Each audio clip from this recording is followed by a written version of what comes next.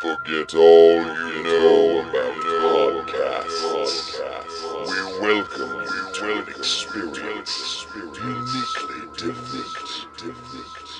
Please join us for our coverage of all entertainment on the fringe of society. The candles are lit, the lights are down low. It is now time to welcome our host as he steps up to the pulpit. The sacrifice has been prepared for the midnight black mass.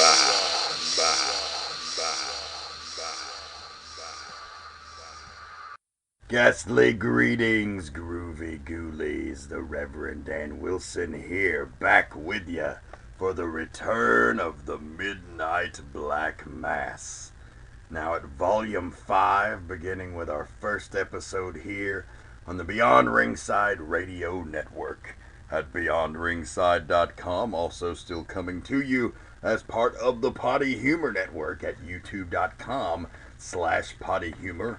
I am your host, the maniacal minister of the occult, the devil you know, the Reverend Dan Wilson. And for those of you who aren't familiar with us or may just have joined the family here on the Beyond Ringside Network, I'll give you a little brief lightning speed bio about myself.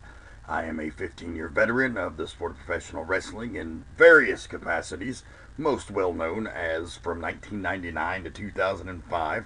A broadcaster. I was the ring announcer, television host, and play-by-play announcer for NWA Wildside Wrestling. We were syndicated all over the world. We had several hundred episodes, and overall, I probably called thousands of wrestling matches with some of the best stars of the industry today. Just if you don't believe me, go to YouTube and type in NWA Wildside, and the evidence will speak for itself, as you'll see guys like AJ Styles and Abyss and Evan Bourne and Ray Gordy and Delirious, and the list goes on and on, especially the guys that made guest appearances. But that's a whole nother rant. Wildside you'll learn more about on the show as we delve into its history through a little interview segment we like to call the Wildside Chronicles. That'll be a reoccurring segment on the program. There's an archive there in our YouTube page at youtube.com/pottyhumor for you to check out there and get caught up on the Wildside Chronicles. But it's really great to be back. It's been a long absence, and I'm happy to be here. Let me go ahead and get my plugs out of the way. Where can you see the Reverend? Well, first of all, you can see me on social media, on Twitter at Dragons Rejects. Give me a follow, tell me hello, tell me if you like the show, tell me if you hate the show, tell me if I can go suck a dick. Let's hope not. Let's hope the reaction's a little more favorable than that here for our debut on the Beyond Ringside Network. You can also find our Potty Humor Network, again on Facebook at facebook.com/pottyhumor, and also on YouTube, youtube.com/pottyhumor. Give us a like and a subscribe if you would be so kind to do that. I got upcoming events that you can see me live and in color in person at. The first is this Saturday night, July 19th at Empire Wrestling, as we bring this here show that you're listening to live and in color to the people of Rossville, Georgia. We're taking the wave of the 21st century. The podcast transcending into other mediums is a big thing. So Empire Wrestling and myself dreamt up this, along with our matchmaker Andrew Alexander, as a way to get the Reverend back involved in the broadcasting side of things, because that's where I started back in the Wildside days, and from 2005 to the present. Of course, if you don't know, I've been a manager of the Devil's Rejects stable that has run roughshod through the Southeast, and I've also done some color commentary as the Reverend. So whether it be the Dragon or the Reverend, I appreciate you, however you found me, coming here, or even if you're a brand new listener, we're glad to have you. So on July 19th, be sure this Saturday night to be at Empire Wrestling, facebook.com/Empire Wrestling. You can also check them out on the road in Lafayette, Georgia on July 25th, and back at the Empire Arena at 22 Austin Avenue in Rossville, Georgia. And I'll be back there on August the 2nd for Crazy from the Heat 2014, their annual summer spectacular. You're going to see some of the finest athletes in all the Southeast. The main event will be my guest this Saturday on the live Midnight Black Mass. The seven-figure deal Ace Rockwell will take on the Temptation Sean Tempers for the Empire Heavyweight Championship.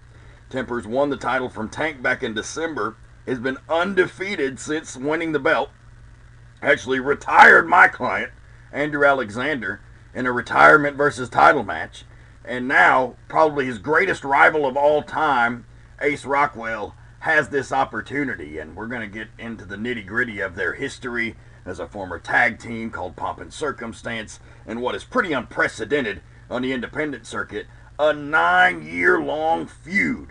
That's right, they've been feuding off and on through various promotions across the country for over 9 years, and now it's coming to Empire Wrestling in Rossville, Georgia. It's almost a situation where things are coming full circle, because this is the area they started in, that they were trained in by the Big Wood back in 1999 and 2000, and now here in 2014, with both of them at the top of their game, they're going to be facing off at one of the major supercards of independent wrestling in the summer of 2014. Crazy from the Heat. Again, that's Facebook.com/Empire Wrestling, or on Twitter at EmpirePW.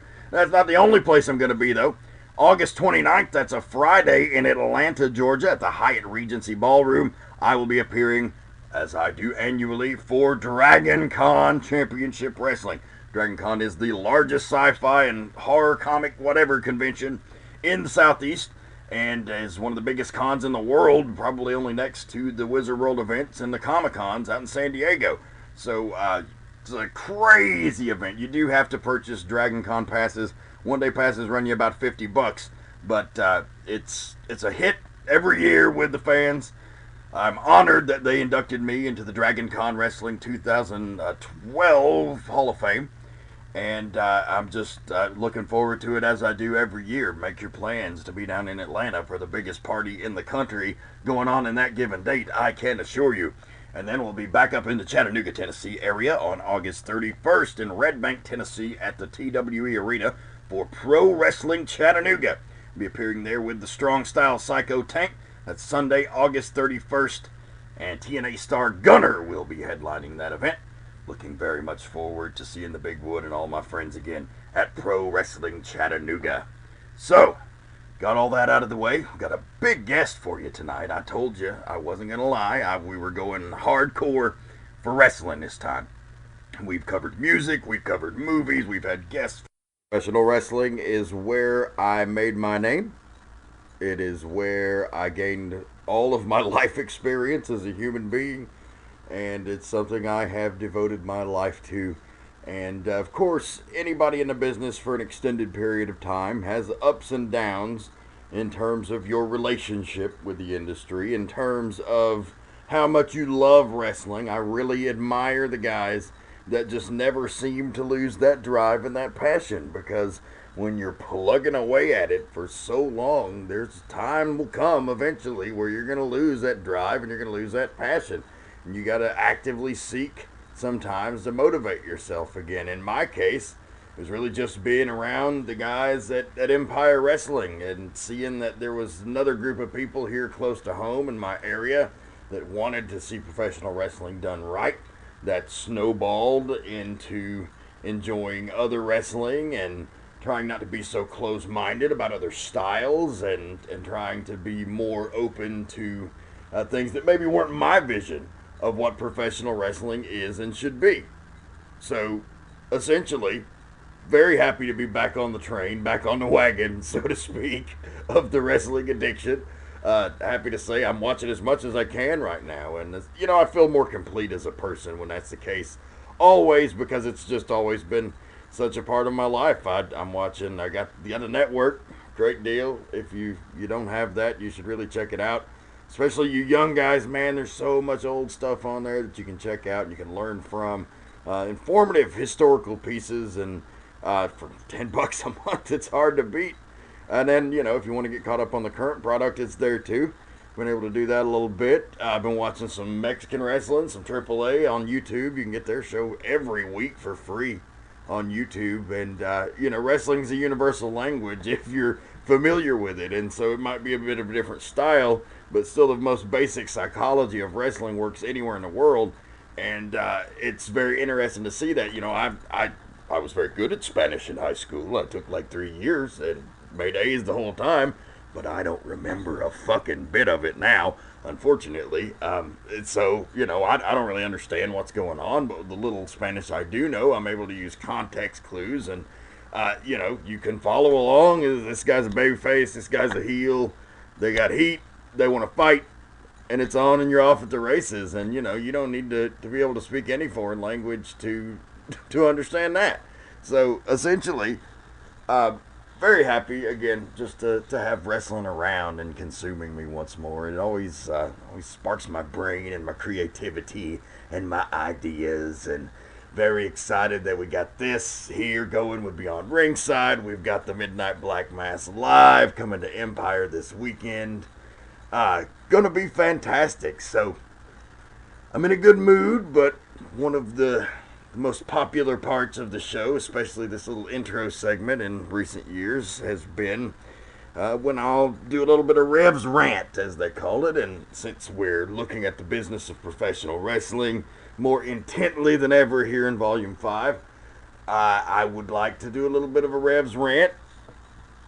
And this time, really focusing on what it takes to make it in the sport. And, as a guy who doesn't have a job in a major federation, it's real easy for me to say, well, this is what it takes to make it. But hear me out here. Bear with me a moment, if you will, despite my lack of credentials in that field.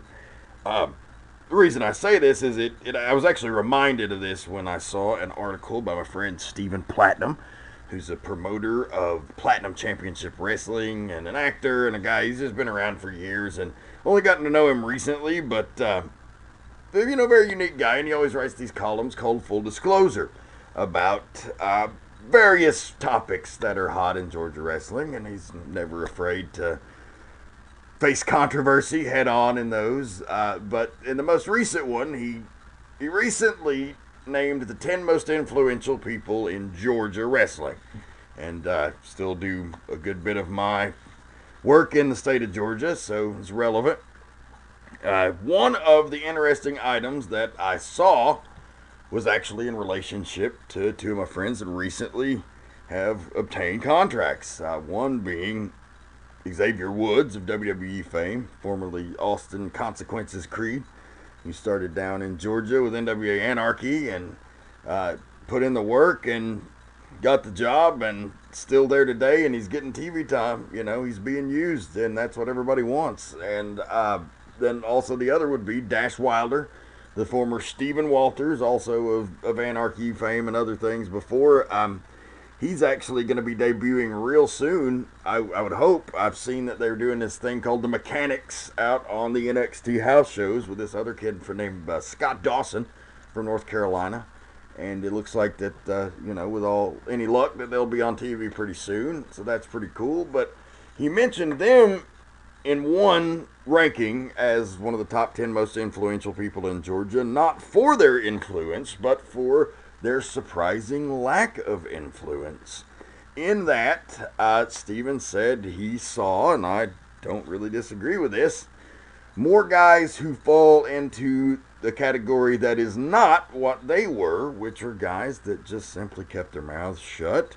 Not that they didn't ever question anything or they didn't care about what they were doing in the ring. They just knew that, it was smart to pick your battles, and otherwise, as a good performer, you do the best with what you're given. And they always worked the hardest, and they bragged the least. And they weren't the guys posting on Facebook that they were in the gym. They were in the gym. They were too busy working out to post on social media about it. They were too busy training and working on their craft to complain about every segment of Monday Night Raw on Facebook. They were guys who didn't complain about their spot or go behind the booker's back and bitch to the other boys that they're being held down. They were guys who always, and I mean without exception, put in the time, put in the studying, put in the work, and put in the self-sacrifice to get to the top. Now, it's very much a game of chance in wrestling to a degree. Timing is everything, as our guest here in a moment will explain to us. But in this case of these guys, the timing was one thing, but they were ready to seize that opportunity when the timing was right. See, sometimes the timing it comes around for guys, but they're not prepared to seize the opportunity.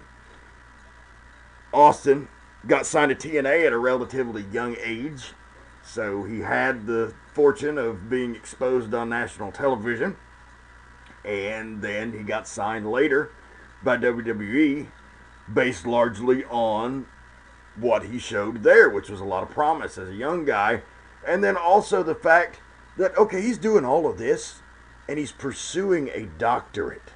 Okay? That's a man's man as far as I'm concerned. I'm not trying to lick his boots. He's my boy. I mean, I'm going to see him here in a couple weeks at the Dragon Con, and we're going to hang out. But, it just impresses me, but it also boggles my mind that other people don't follow this guy's example, because they have laid the path for you people. They have shown you what it takes. And it's not what you're doing, at least most of you I know. So just pay attention to the guys that get jobs, and you might somehow see a little peephole into the path that it takes to get one. Just some food for thought from a guy who's been around a long time, who's seen a lot of guys come and go. And also, watch your attitudes. I've seen a lot of shitty attitudes lately, and I really hadn't seen that with young guys in a long time. Not a fan, honestly. Not a fan. Don't interrupt your booker when he's trying to give you instruction or go over dates with the roster. It's disrespectful. In a lot of locker rooms, you'd be lucky to not get the dog shit slapped out of your mouth. So don't do that. Cutting up in the locker room is one thing, but you should be watching every match. You should be studying guys who drew a $100,000 gate, $1 million gate, instead of bitching about how you think their wrestling ability is not to your satisfaction. Cross the barricade, son. And I mean that in the figurative sense. You're thinking like someone who's out there buying a ticket. Instead, you should be thinking about a guy who's going to drive business, who's going to put on memorable matches and deliver memorable moments, but who also gets the entire picture. Does it make any sense? Is it any more clear to you? Very well. Moving on in the program, we will be right back after this short break with our guest, Mr. Corey Hollis, the original Ring of Honor star, well-traveled indie war veteran, and a guy who's climbing the ladder straight to the top, in my opinion. Don't go anywhere. The Midnight Black Mass is coming back on Potty Humor and Beyond Ringside. We'll be right back. We hope you're enjoying this edition of the Midnight Black Mass exclusively on BeyondRingside.com and the Potty Humor Network at YouTube.com/PottyHumor, Facebook.com/PottyHumor. Wanted to tell you a little bit about my friends here on the Beyond Ringside Radio Network and the broadcast schedule in which you can catch them. The main show covering all things wrestling, Beyond Ringside Live, Sundays at 6:30 p.m. Eastern. The To Be Determined show, Wednesdays at 10 p.m. Eastern, hosted by my friend, the Oracle of Ominous, Wicked Nemesis. Beyond Ringside Saturday Showcase, Saturdays at 11 a.m. Eastern. Cause and Effect, Thursdays at 8 p.m. Eastern. And Wrestle Rage, Sundays at 9 p.m. Eastern. Only on BeyondRingside.com. Coming up here in just a few moments is going to be our exclusive interview with the upcoming star Corey Hollis. But this just got a little bit of news. Our guest next week on the show is going to be none other than one of the biggest up-and-coming stars in all of indie wrestling right now, the Southern Stomper, Luke Hawx. Will be right here on the show next week, and we'll be right back with more Midnight Black Mass in just a moment. High, but not too high. This is George Carlin. I'm sitting here. I have on a yellow hat, a pink shirt, dark sunglasses, and an earring in my ear. And I'm going to tell you not to get into heavy drugs. Well, it sounds bizarre, I know, but there are other things to do with your life, other things to help you make it. Heavy drugs make it all worse, and they help you die. And we're back on the Midnight Black Mass, and it is my pleasure at this time to welcome our guest.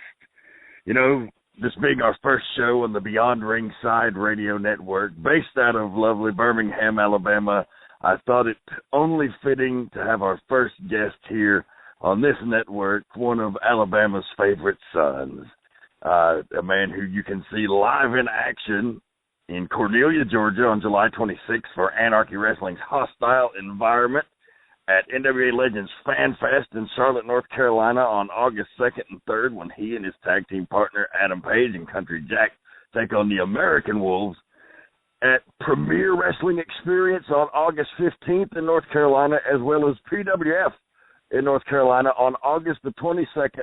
One of the top up-and-coming junior heavyweights in all of professional wrestling, and a kid you want to keep your eye on, and a dear friend of mine, the original Corey Hollis. Welcome to the show, brother. Hey, man, thank you for having me. I really appreciate it. Hey, it's my pleasure, man. I'm just very proud of you. See you coming up on the scene, and I remember meeting you several years ago. You were just a squeaky clean young man from Alabama, and now you've been out and you've traveled the world and you've got some life experience, and damn it, I want to talk about it. Thank you, man. I really appreciate it. Like we were just talking about, man, it's been 5 years. It's so crazy, you know. It's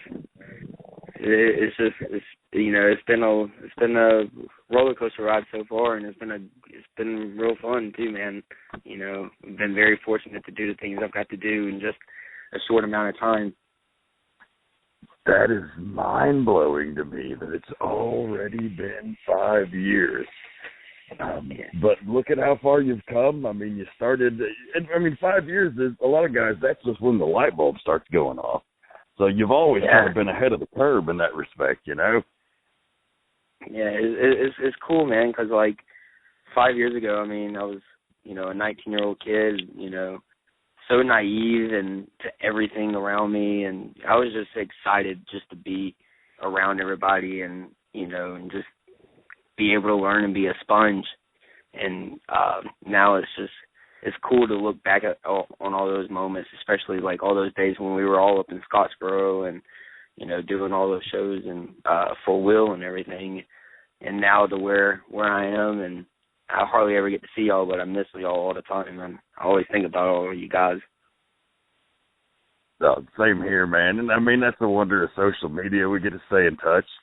You know, it's all good, and hopefully we'll run into each other, you know, down the road. You always seem to.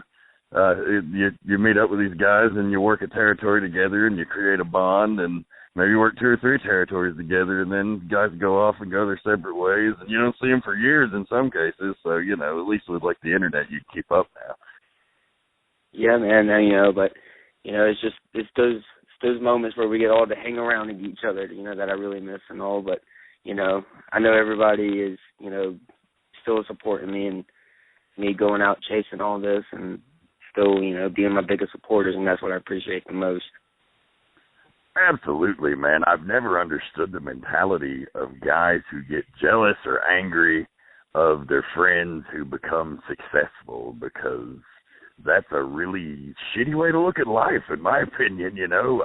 Like, why not be elated for them and be happy that they're out there accomplishing something? Because this business is very random, but, you know, the guys that put in the work are typically the guys that get noticed. Yeah, and it's, you know, and it's all about being at the right spot at the right time, you know, and it's all about timing, you know, and just because someone gets there before somebody else doesn't mean they'll never get there. It's just, that's just how wrestling is. It's always changing and it's always evolving, and they're always looking for something different every second of the day. So. Yeah, absolutely. So let's wind back the clock a little bit. You know, we were talking off the air via text earlier where I've never really interviewed anyone this much younger than me. You were born in February of 1990. Am I correct? Yep, February 8th. That's crazy. Now, like, it's funny because my wife was born in March of 1990. Go me, right? Yeah, she always tells me that all the time. I'm a dirty old man, but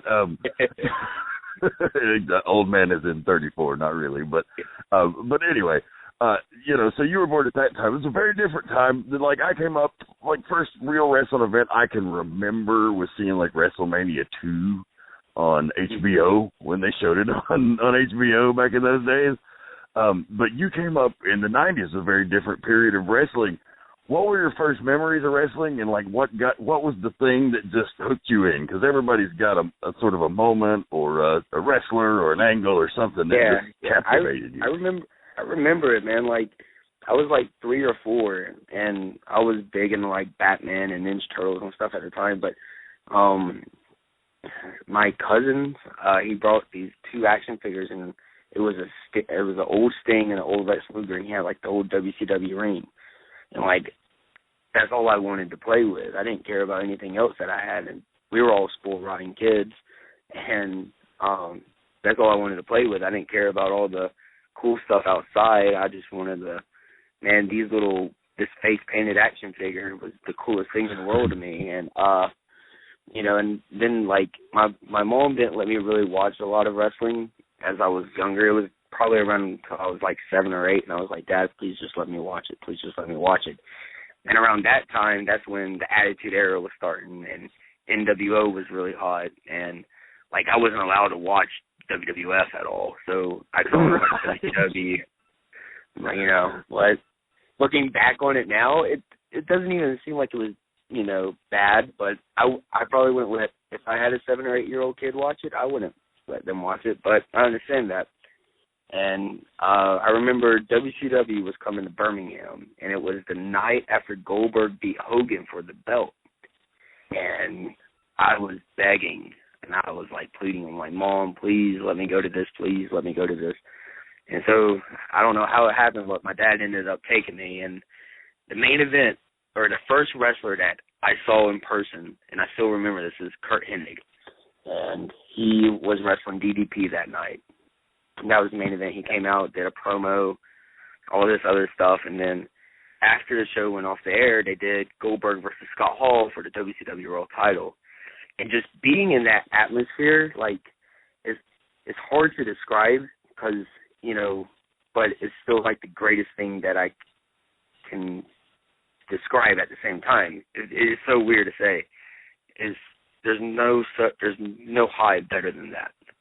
And ever since that moment, been off, to the races. I mean, that's all I've only wanted to do. Ever since I was 7, 8 years old, I was always told everybody, I'm going to be a pro wrestler. I'm going to be one of them. And, fast forward to 16, 17 years later, here I am. And it's been pretty cool. And I got a lot of friends back home. They told me they said they always doubted me, but, they see me doing what I love and that they really, really appreciate that. And it's like, that's just what I've always wanted to do. And in a weird way, I've heard guys say it like this. I don't think I chose wrestling. I think wrestling chose me. It's weird to say that, but that's how I feel sometimes. Pretty much all the time. No, I understand how you feel, man. I mean, there's nothing like that first live thing. It's funny because if you got into it right around the Attitude Era and the Monday Night Wars, that was a very hot period of wrestling. And so, like, my formative wrestling years where I was really, like, watching every broadcast just die hard was from, like, 1990 on. I would be, a casual fan, and I had an uncle that was in wrestling, so it fascinated me, and I liked it. But, I got to go to it was a WWF house show, actually, in Chattanooga. Not recognized as, like, the best period of business for the company. The business was down, but they had, like, Hogan and Earthquake on top. And, but see, at that time, you wouldn't even, like, I feel like, as, like, a 5-year-old or a 6-year-old kid, they wouldn't really know that. They're just excited to be there. I would have been like 10. Yeah, I was like 10, and I thought it was the greatest thing I'd ever seen in my life, At that point, it was... Exactly, because everybody, like, I don't understand it, because everybody says, wrestling's not like what it used to be, and it's not. And it's not, because it's always changing and it's always evolving. But I feel like all these 6, 7-year-old kids, those are the people that keep the wheels spinning on the bus. That's really weird analogy to say, but if it wasn't for them, begging their parents, just like how I was, to go to a show, you know, there probably wouldn't be any wrestling right now. No, definitely. And we're in an interesting era in the business because it's really like, for the first time in a long time, things are evolving. We coasted on the success of the Monday Night Wars for a long time. And, you know, and then business went down as a result of it overall. But I think now, like, as far as the big companies, you got all this new talent primed to really take off. And it's kind of an exciting time. Like, the indies are evolving and becoming more popular. And it's, you know, I don't think wrestling's headed towards, like, a giant boom period, like people are saying. But it's a cool time to be involved. It's got me interested again, and I haven't been interested in a long time, you know. Definitely, and when WWE's doing good business, I feel like everybody else is going to be doing good business because more people want to see more wrestling. Yeah, absolutely. You know, and that's the thing. A lot of guys, I think, on the indies just don't quite comprehend is like it's all one big world essentially, and you know, like you should respect all of it. I don't really think that exactly. Like, it's not treated like a business in some respects. Exactly. Everybody's talking about, you know, wanting to always get to that, you know, that one spot.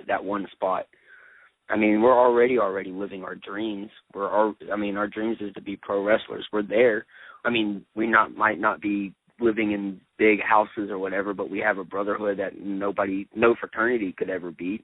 And at the same time, you know, we get to do what we love, you know, and you know, as much as most people complain about, oh, I don't get paid this much to do this, to go, you know, an hour and a half, you know, and here's guys like me and Kyle and Chip and, you know, Adam and Cedric going 12 hours for hardly anything. Yeah, it's just all about getting to that next step, man, and doing what you got to do. You know, each guy sows his own path or whatever you want to. He forges his own path, so to speak. You know, and you got to make the decisions that are the best for you.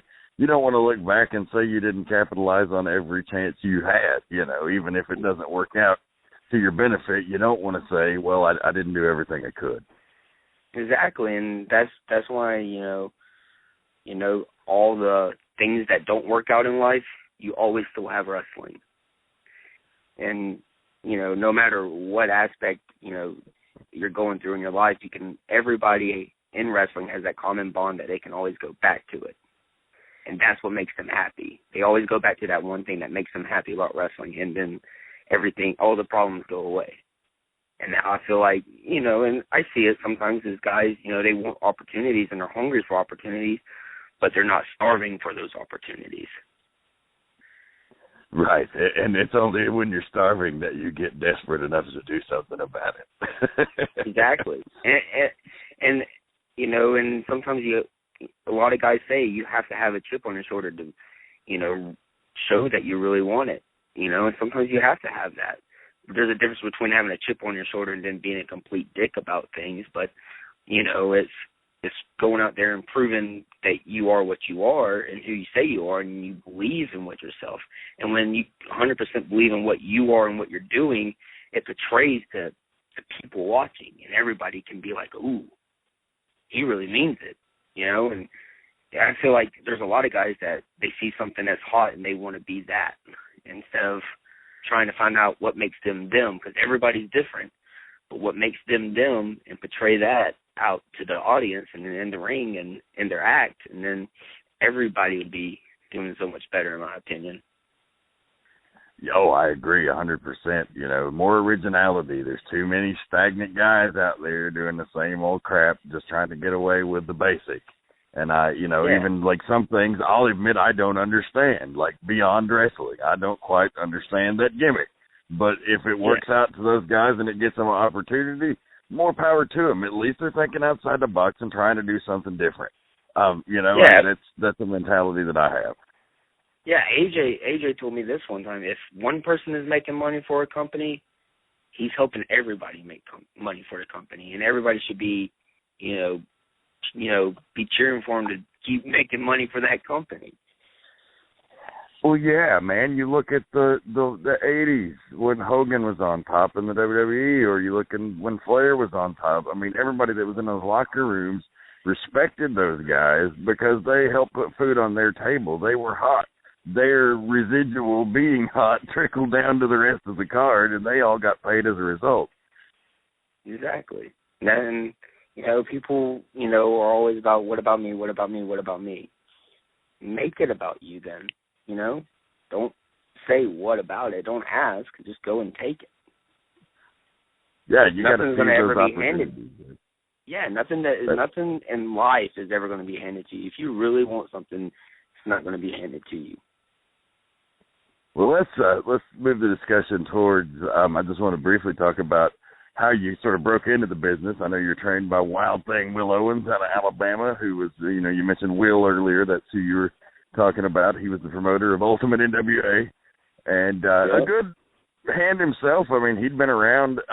Interesting time in the business for him because he was that sort of generation of guys that came in right before everything changed. So it was still somewhat of a closed business when Will Owens broke in, not nearly as wide open as it is now. So he had a very old school mentality, and I think he was probably a good guy to learn from, but you were the guy that did it, so you tell me. He trained, I feel like, how people talk about, back, when people talk about, I hear stories about, they did all these bumps.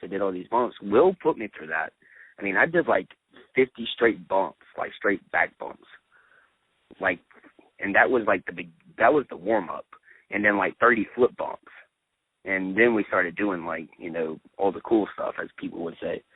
But I found these kids, and I don't acknowledge support this to anybody, but as everybody, when you're 17, 18 years old, you want to do everything you can to get close to a wrestling ring.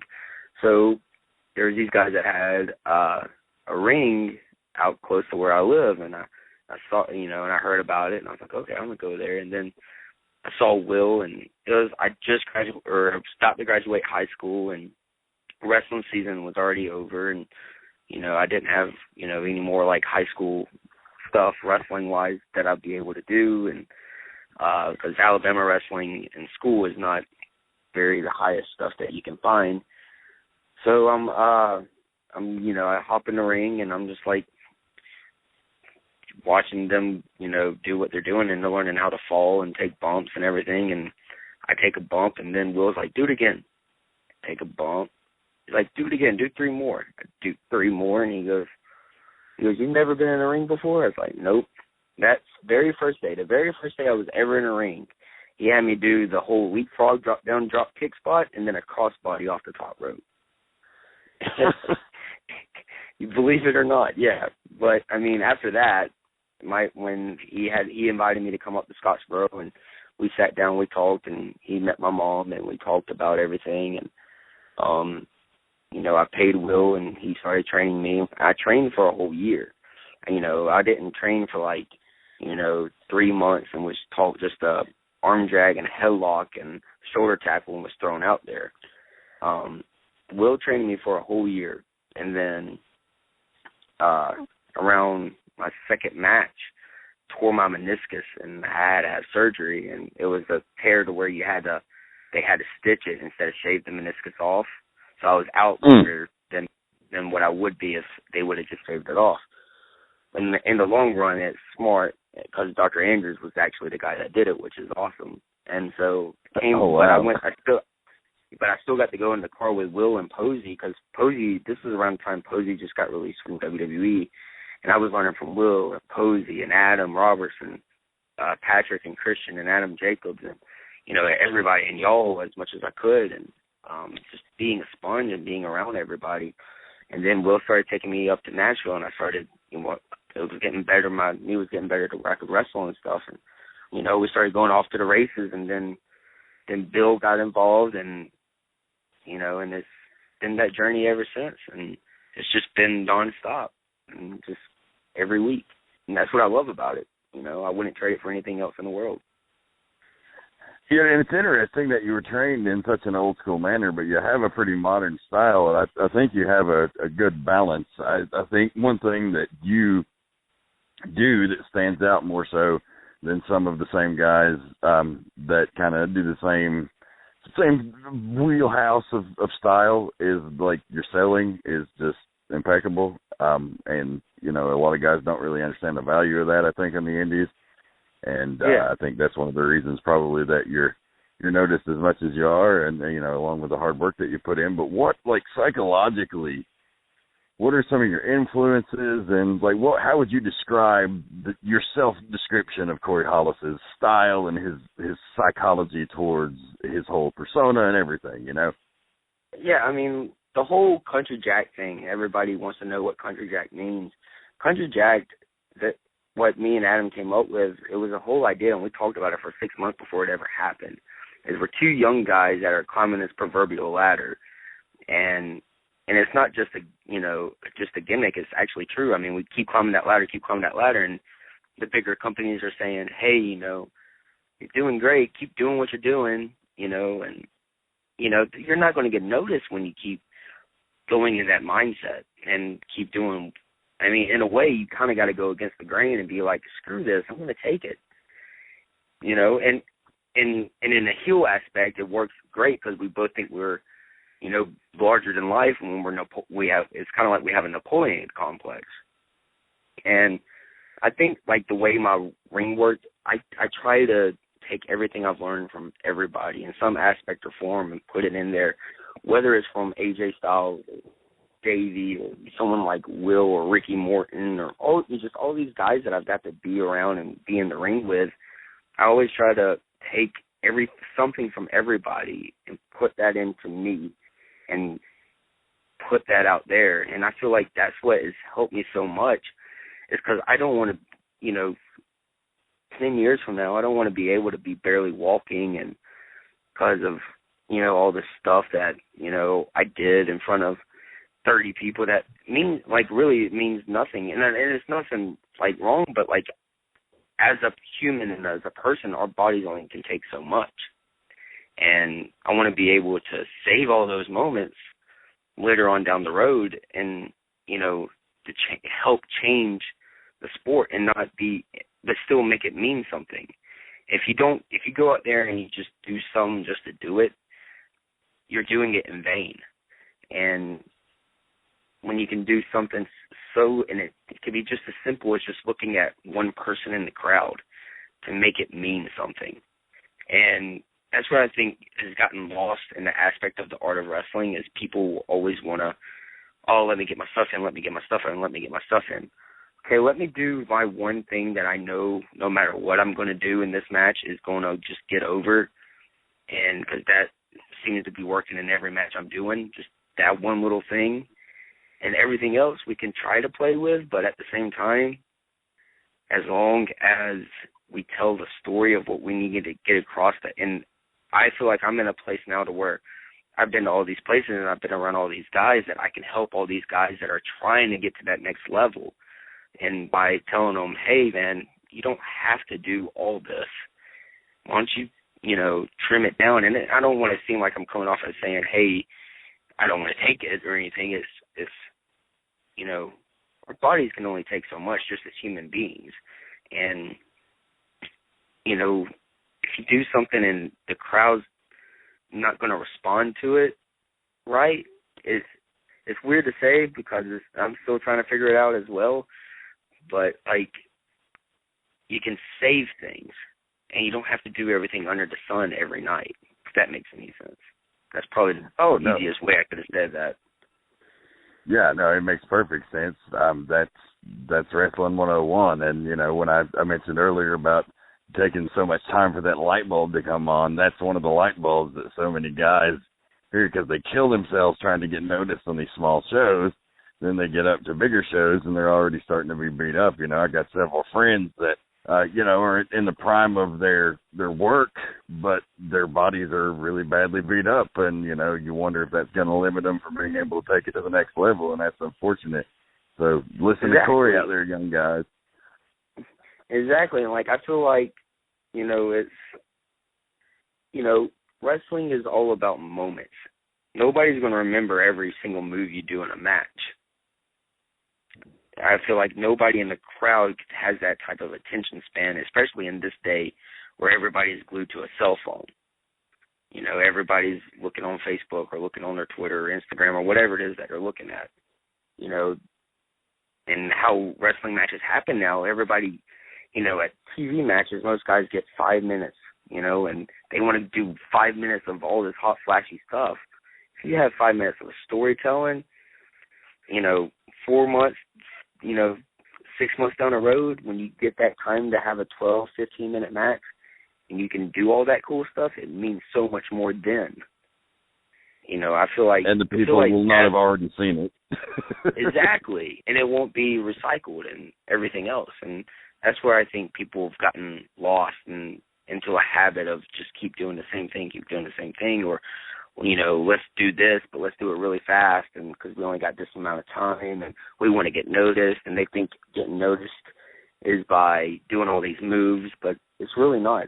It's all about how you portray yourself as, Bill says this all the time to me, is we're supposed to be larger than life. And how can we be larger than life if we're just moving 100,000 miles an hour and nobody can, and we're just not, telling a story or making moments and, making people believe. Everybody knows what we do is what it is. It's this, suspending that disbelief in their, in their eyes to make them believe, like, oh, wow, he really wants to knock the crap out of him. It's moments like those. That's what makes wrestling special to me. But if you're really doing your job, that's when you will achieve those moments. And if you're doing that, then you're doing it right. You might not be doing it mechanically correct, but you're getting the gist of it. If you can make the people respond and capture them and suspend that disbelief and just suck them into what you're doing, because it's like a movie or anything else. You don't care that it's fabricated while you're watching a movie or a great TV show or reading a good book or comic or whatever. You don't care. You're just, all that cares is that moment because it's well done. Exactly. And I feel like, I don't know everything. I'm learning stuff every single day, and that's why I love wrestling, is because it's always changing and it's always evolving, and there's always something new that you can learn from somebody, and it can be from anybody. And, that's what I feel like.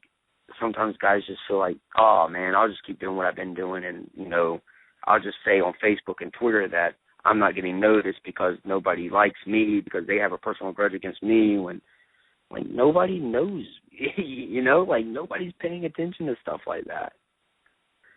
No, money is colorblind, it's sex blind, it is social status blind in terms of, will you make it for a wrestling company? Will you make them money? Like they don't care. If you show that you can make a promoter money and put asses in seats, then they're going to want to book you. So no matter what politics are involved, exactly. It's as simple as that. And get what you put in. Yeah, that's it, man. And so we're about 30 minutes into the broadcast. We got about 15 more minutes left of time here to chit-chat with Corey Hollis here on the Midnight Black Mass. Very happy to have him here, and we've been just chit-chatting about the wrestling business overall, talking a little shop. We talked about his early career. We've plugged his dates and where he's going to be. Plug his Twitter right quick. You can follow him on Twitter at Corey Hollis. Very easy and simple to remember, and you can also get his badass new T-shirt. And I gotta say, it's badass, and I'm not even like a huge football fan, but it's ingrained into me because I am from the volunteer state that you have to like the Tennessee Vols and you have to hate the Crimson Tide. But your new T-shirt is badass, and you can get it at strongstyleclothing.com. strongstylelifeclothing.com. I believe there you that's go. Yeah.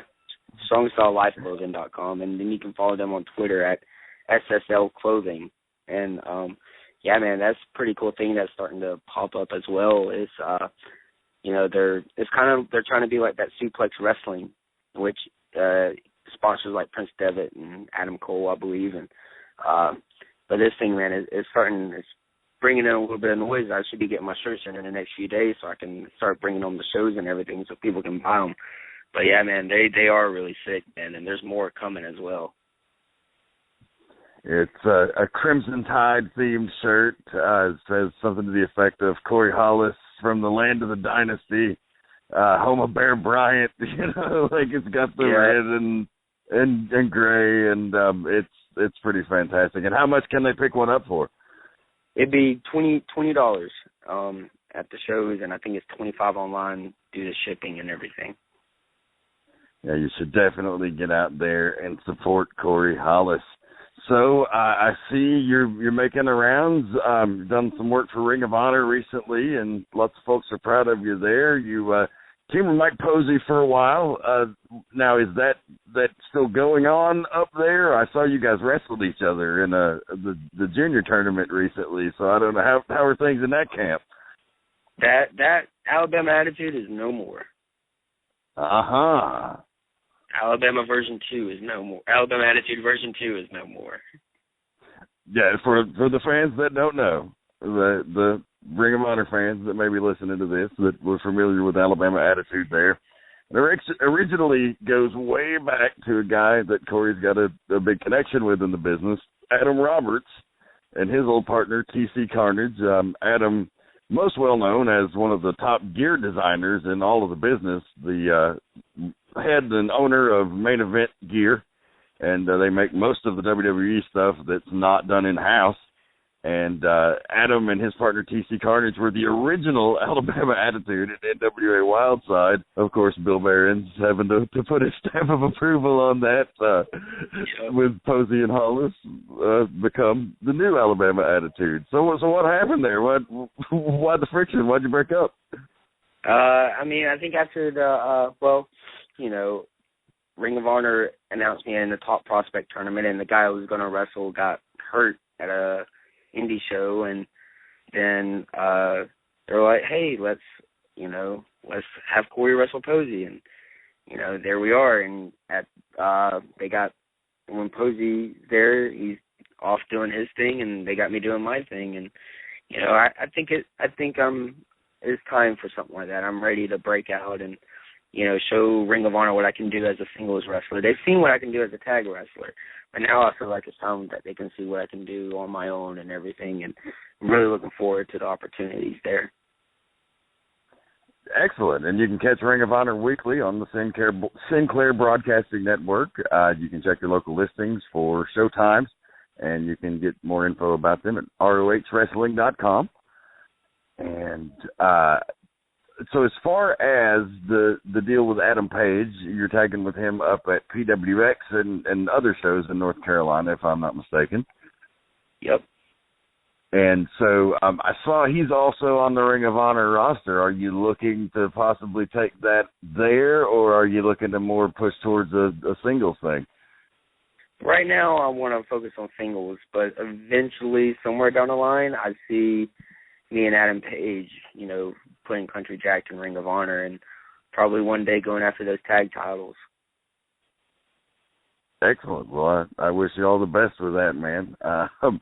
So let's talk a little bit about the NWA Legends Fanfest coming up here August 2nd and 3rd. I mentioned it earlier at the top of the interview. You're going to be teaming with Mr. Page against the American Wolves, Davey Richards and Eddie Edwards, two of the most talked about guys. They were on the Indies for a while, but now signed with TNA exclusively. Not say exclusively. They're obviously out doing other shows because they're wrestling you guys. But yeah. So I know that guy's a big influence on you, and you've looked up to him for a lot of years. What are your thoughts about this match? And that's got to be a huge opportunity. Oh man, me and Adam both are looking forward to it because I feel like, Davey and Eddie, they've made their name now. They're not hungry anymore. They're feasting where they are. So now me and Adam, we're the guys that are starving. I feel like we're the guys that are on the hunt now, and we're the ones that have something to prove, and we're proving it to probably one of the best tag teams in the world today. And we've both wrestled Davey and Eddie, both in singles matches before, and and I love Davey and Eddie, both like my big brothers, and I look up to them more than a lot of guys. And FanFest is going to be a very special weekend, and that match is going to be something special. I guarantee you that. and talk about an opportunity. You're going to be there for 2 days, and pretty much every legend in the history of the business is going to be there. I saw they're doing like a Dusty Rhodes and Harley Race photo op, and Vader and Ron Simmons, and like they're doing a Four Horsemen reunion, and Cornette's doing a thing. Like, I mean, you really have an opportunity to just sit down and talk to some of these guys and really pick their brains. I was fortunate enough to get to be a part of the, I want to say 2010 Fan Fest when they did it in Atlanta. I was there as Gypsy Joe's agent, and they had him down there signing and taking pictures and such, and just what a first-class event. Got to meet so many cool people. Got to hang out with, like, Ron Simmons and Stan Hansen and shoot the shit with those guys, and it was amazing. So definitely enjoy yourself. Yeah, man, I got to go last year, and it was really fun. Got to actually wrestle on last year's show, part of Les Thatcher's part of the show that he had going on, the Race for the Ring. And, you know, I just love these things, man, because I always get to be around all these guys that have all this knowledge of, you know, of what I love, and just picking their brain and just being a sponge. And that's the best thing about being a wrestler. I mean, having all these great matches is awesome, but also being around all these guys and getting to hear their stories, and, you know, if I can just learn one thing from somebody, you know, that's what I love about this, because I can, you know, take it and try to make it my own and put my own little spin to it, make my own little twist, you know, and that's what I love about these things, man. They're always a fun thing to do, and it's always a fun weekend, whether it's FanFest or WrestleCon or whatever it is, man. It's always fun. And I believe their website is NWALegends.com. I've been told that this is going to be the final FanFest that they're doing. So if you have always wanted to check one of these events out, you definitely don't want to miss this one. Yeah, it's going out with a bang, man. It's going to be fun. It really is. Absolutely. Well, as we wind down the interview here, I want to thank you for coming on the show, man, and just want to wish you the best of luck with everything going on. And I definitely hope to run into you down the road. We'll wrap it up with one more little question or topic. I see you're coming back to Anarchy for Hostile Environment this year. I haven't been down there since probably Season's Beatings of last year, but it'll always be my home as well. And so just what do you got going on for Hostile Environment 2014, do you know? Yeah, I'll be wrestling Chip Day again for the 100th, but it's our first match in that building, and it's going to be very special. It's going to be a very, very fun night, and we're going to set the bar for the show, that's for sure. We always do, and whenever I'm in the ring with Chip, that's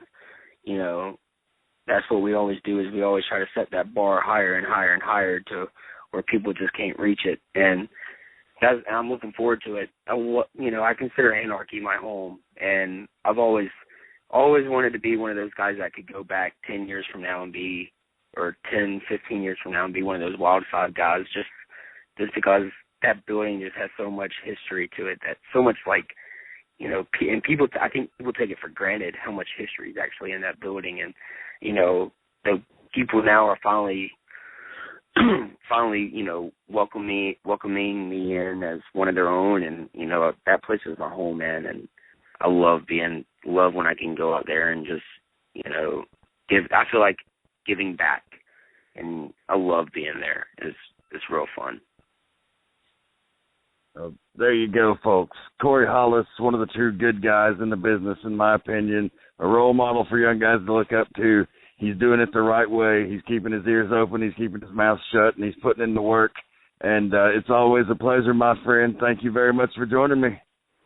Thank you, man. I hope all is well. Take care of that little girl for me. Tell her I said hey. Absolutely, man. Have a good one. You too, man. All right, ladies and gentlemen, that was Corey Hollis, and we are out of time, but thank you for joining us on the Midnight Black Mass. This is the Reverend. Keep one foot in the gutter and one fist in the gold. I'm out.